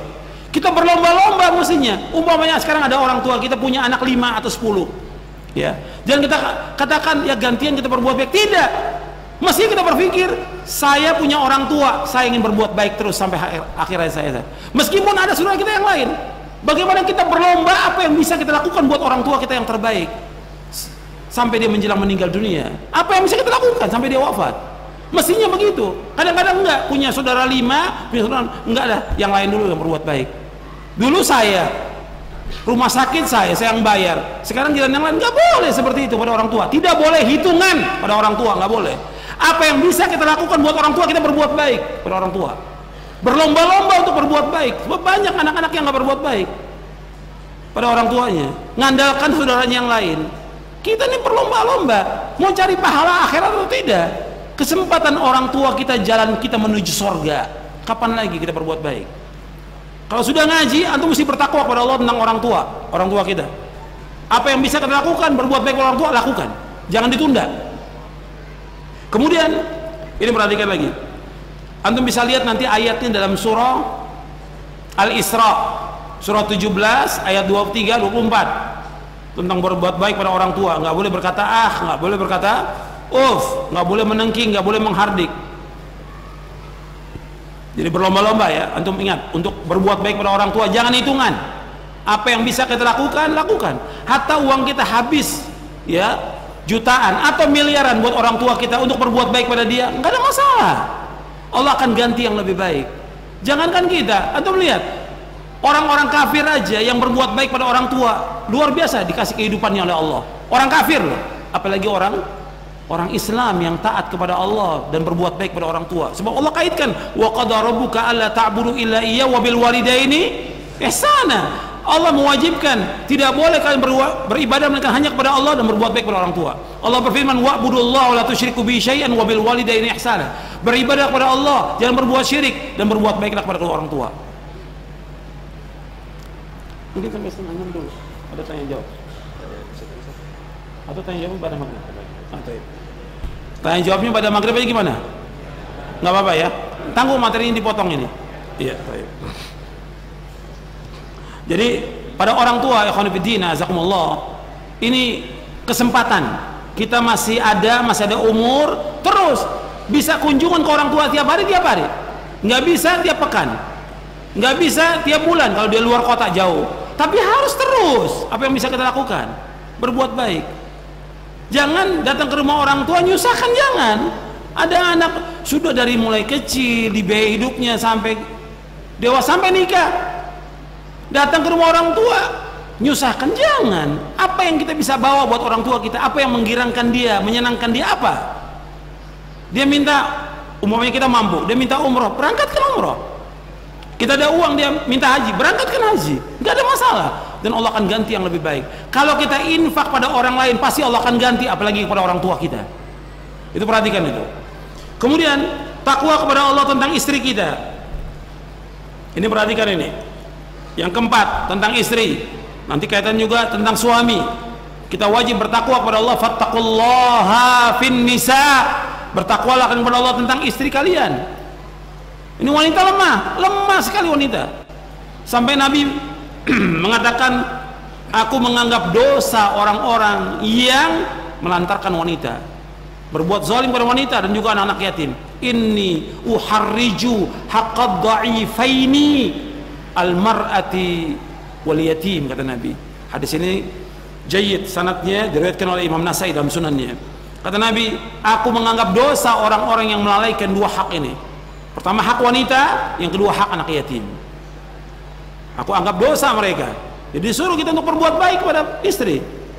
Lah istri kita harus berbuat baik. Jangan istri tiap hari dimarahin, tiap hari diomelin, tiap hari jadikan tumpuan kesalahan. Gak boleh dalam Islam.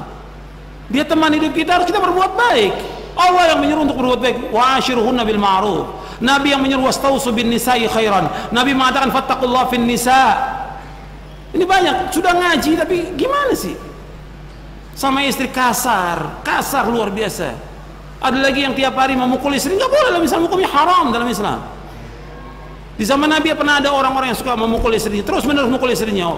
Walaysa ulaika bi khiyarikum, mereka bukan orang yang baik.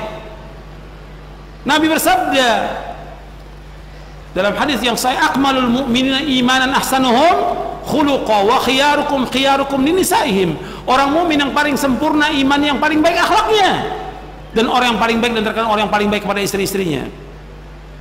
Begitu juga Nabi bersabda dalam hadis yang lain, khairukum li ahlihi wa ana khairukum li ahli. Orang yang paling baik dan terkenal orang yang paling baik kepada keluarganya, aku orang yang paling baik kepada istriku. Harus berbuat baik. Jadi harus dia berbuat baik kepada istrinya, dan kalau seandainya dia punya istri lebih dari satu, dua atau tiga, dia wajib berlaku adil. Nggak boleh dia zalim. Kepada yang pertama dia berlaku adil, yang kedua juga dia berlaku adil. Nggak boleh zalim. Bahwa ada juga orang-orang yang nggak berlaku adil. Pada istri pertama dia luar biasa, masya Allah. Pada istri kedua dibiarkan, nggak boleh. Atau kepada yang kedua dia masya Allah sayangnya, istri yang pertama ditinggalkan, nggak boleh. Ini hukumnya haram dan dosa besar. Maka dia harus bisa berlaku adil. Dia harus bertakwa kepada Allah tentang istrinya. Begitu juga para istri, dia wajib bertakwa kepada Allah tentang suaminya. Dia wajib taat kepada suami, karena jalannya seorang istri untuk masuk surga dengan taat kepada suami. Kalau seorang istri dia sholat yang 5 waktu, puasa Ramadan, dia menjaga kehormatan dan taat pada suaminya, masuk surga, kata Nabi. Idza salatil mar'atu khamsaha wa shamat syahraha wa hasanat farjaha wa ata'at ba'laha dakhalatil jannati min abwabil jannati sya'at. Kata Nabi, apabila seorang wanita salat yang 5 waktu, puasa Ramadan, kemudian dia menjaga kehormatannya, kehormatan dijaga oleh dia, pakaiannya dijaga, kemudian taat kepada suaminya, maka dia masuk surga dari pintu surga mana yang dia kehendaki. Dia masuk surga dari pintu surga mana yang dia kehendaki. Jadi ini perhatikan para wanita untuk bertakwa kepada Allah tentang suaminya. Dia harus izin kepada suaminya ketika keluar rumah. Dia juga wajib taat kepada suami, nggak boleh melecehkan, meremehkan suami, nggak boleh. Ini perhatikan ini. Sampai puasa sunat aja nggak boleh seorang istri, kalau suaminya ada nggak boleh puasa sunat, nggak boleh. Sampai suami mengizinkan. Kemudian yang kelima, bertakwa kepada Allah tentang anak kita. Kalau tadi tentang istri, ini juga diperhatikan tentang istri juga, bagaimana pakaiannya, bagaimana ngajinya dia, bagaimana nuntut ilmunya dia, bagaimana dia paham agama. Ini wajib suami menjaga diri dan istrinya dan anaknya dari api neraka. Kemudian tentang anak, ini juga wajib dididik. Setiap bapak, setiap orang tua, dia wajib mendidik anaknya. Dia wajib didik anaknya. Yang pertama ya tetap dia dari mulai kecil sama dia sampai waktunya dia sekolah atau dipondokkan. Sampai kelas 6 SD dia mau dipondokkan, tetap dia harus memantau keadaan anaknya. Jangan ditinggal begitu aja. Bapak, ini kewajiban untuk mendidik anak dia sampai dia menjadi anak-anak yang soleh. Kita ingin anak kita semua jadi anak yang soleh dan salihah. Tapi harus ada usaha dari kita, bertakwa kepada Allah tentang anak kita. Diperhatikan anak itu. Kadang-kadang nggak diperhatikan anaknya. Yang lain diperhatikan, anaknya nggak perhatikan. Ini perhatikan semuanya. Ini saya ingatkan untuk semua. Untuk saya, untuk antum, untuk talibul ilm, dan juga untuk para dai. Kadang-kadang dai sibuk dakwah, anaknya terlantar. Sibuk dakwah ke mana-mana, anaknya terlantar. Disuruh orang lain yang ngurus. Ini nggak benar. Kewajiban dia sebagai orang tua untuk mengurus anaknya, dan Allah akan tanya nanti tentang anaknya dia gimana. Kullukum ra'in wa kullukum mas'ulun an ra'iyati. Setiap kali pemimpin dan akan ditanya oleh Allah tentang apakah dia masih ada istrinya atau sudah cerai, anaknya tetap wajib dia didik. Kalau ada orang yang dia cerai, anaknya ada 3, tetap wajib dia mendidik anaknya. Fattaqullah fi auladikum, bertakwa kepada kalian tentang anak kalian. Fattaqullah fi auladikum, takwa kepada tentang anak kalian. Ini perhatikan, anak ini harus diurus dan dididik dia dengan didikan yang benar sesuai dengan Quran was sunnah ala fahmi salaf. Kemudian yang keenam yaitu takwa kepada Allah tentang sanak kerabat kita, sanak famili. Sebab Allah berfirman, wa atidal qurba haqqahu wal miskin. Berikanlah sanak kerabat itu haknya mereka dan orang miskin. Sanak kerabat dulu. Allah menyebutkan sanak kerabat. Wa atidal qurba haqqahu.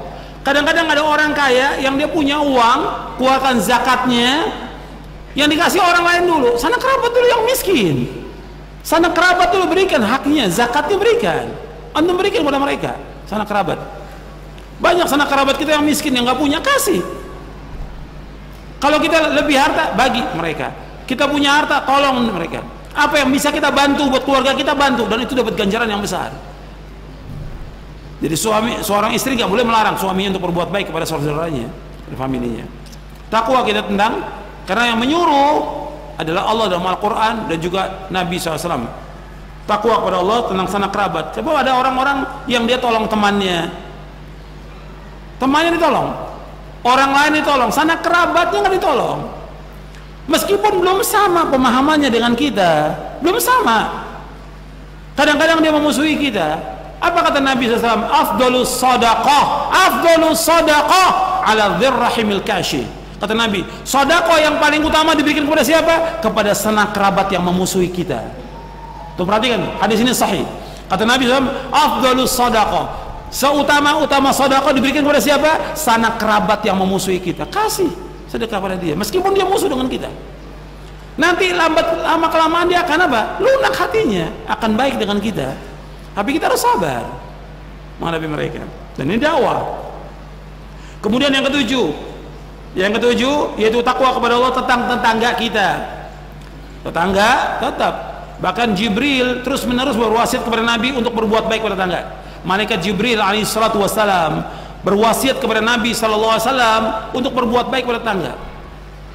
Sampai kata Nabi SAW, la yazalu Jibrilu yusini bil jari hatta dhanantu annahu sayurithu.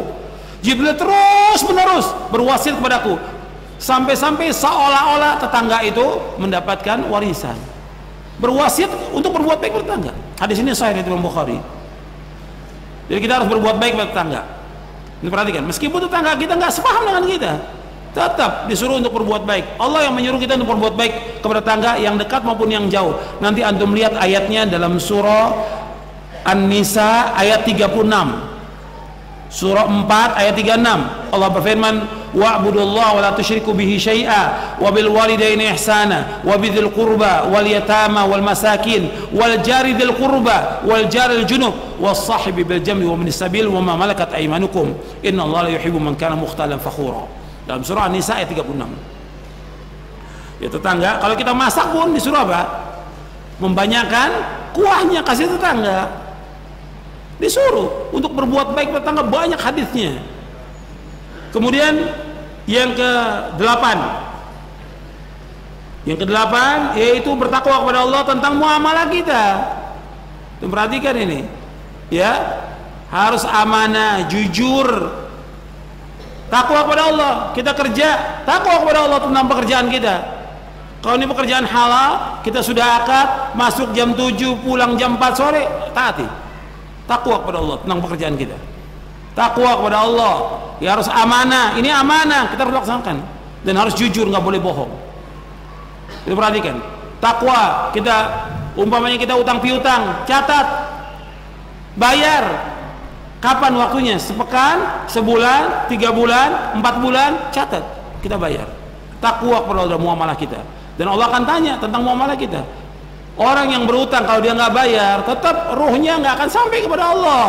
Artinya belum berhak untuk mendapatkan tempat sampai dia dibayarkan. Nafsul mu'min mu'allaqatun bidainihi hatta yuqda anhu. Ruh seorang mukmin tergantung dengan utangnya sampai dibayarkan. Hadisnya ada di buku ini.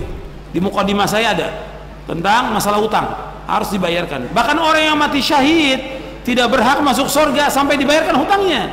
Yughfaru lisyahidi kullu dzanbin illa ad-dain. Orang yang mati syahid dihapuskan semua dosanya kecuali utang. Jadi utang ini berat dan Nabi nggak mau menyelatkan orang yang masih ada utangnya. Ini muamalah kita, perhatikan muamalah kita perhatikan di antara kita. Harus baik muamalah kita. Harus jujur, harus amanah. Kemudian yang ke-9 tentang ulama.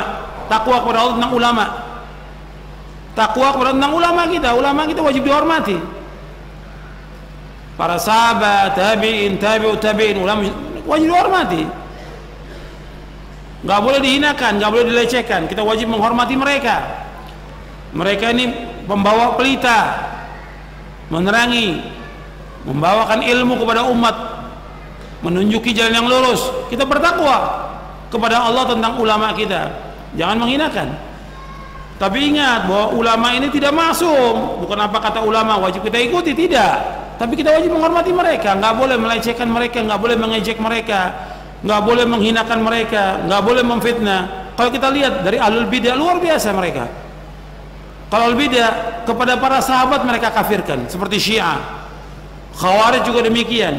Begitu juga kalau kita dari ahlul bidah yang lain, seperti Syekhul Islam Taimiyah dihinakan oleh mereka, Ibnu Qayyim dihinakan oleh mereka, Syekh Muhammad bin Abdul Wahab dihinakan oleh mereka. Kita wajib menghormati para ulama, takwa kepada Allah tentang ulama.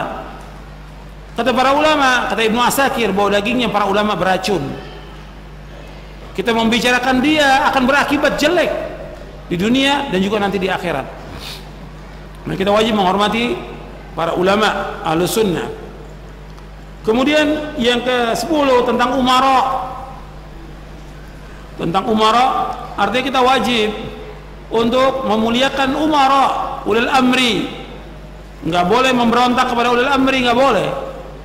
Menasihati mereka berdua, nggak boleh dirobek mereka kehormatannya di mimbar-mimbar, nggak boleh. Jadi kita harus menasihati dia langsung dengan cara yang baik. Nggak boleh provokasi, nggak boleh memfitnah, nggak boleh menjatuhkan dia, nggak boleh dalam Islam. Apalagi sampai mengkafirkan, kemudian juga memberontak. Islam melarang perbuatan yang demikian. Ini takwa kepada Allah tentang umara. Sebab Allah berfirman, ya ayyuhalladzina amanu atiiullaha wa atiiur rasula wa ulil amri minkum. Wahai orang beriman, taatlah kepada Allah, taat kepada Rasul dan ulil amri di antara kalian.